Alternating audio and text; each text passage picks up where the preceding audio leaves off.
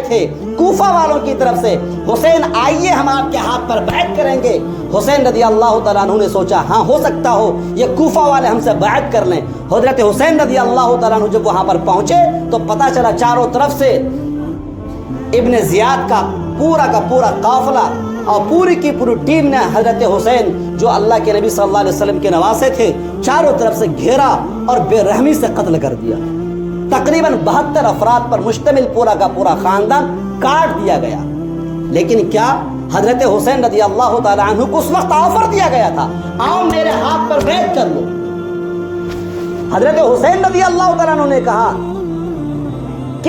کہ ذلت کی زندگی سے بہتر یہ ہے کہ ہم اپنی گردن کو کٹوا دیں۔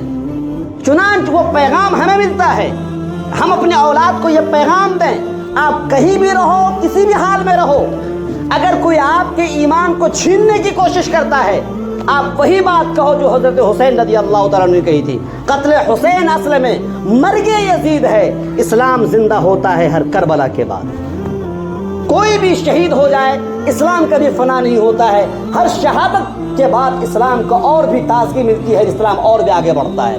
لہذا پیغام یہ ملتا ہے کہ ہمیں ہمیشہ شہادت کی تمنا کرتے رہنی چاہیے، ہمیں اپنے اولاد کو یہ ہمیشہ میسج دیتے رہنا چاہیے کہ بچوں تم اپنے ایمان کی ہمیشہ حفاظت کرو، تمہیں کسی بھی میدان میں روک دیا جائے، ماؤ لنچنگ کی نوبت آ جائے لیکن اپنے ایمان کی حفاظت کرو، چھوٹے چھوٹے معاملات آ جائیں، فخر و فاخر کی نوبت آ جائے، تمہارے گھروں کو جلا دیا جائے لیکن تمہارے سامنے حضرت حسین رضی اللہ تعالیٰ عنہ کی شہادت موجود ہے کہ انہوں نے باطل کے سامنے سر کٹانا گوارا کیا لیکن جھکانا گوارا نہیں کیا۔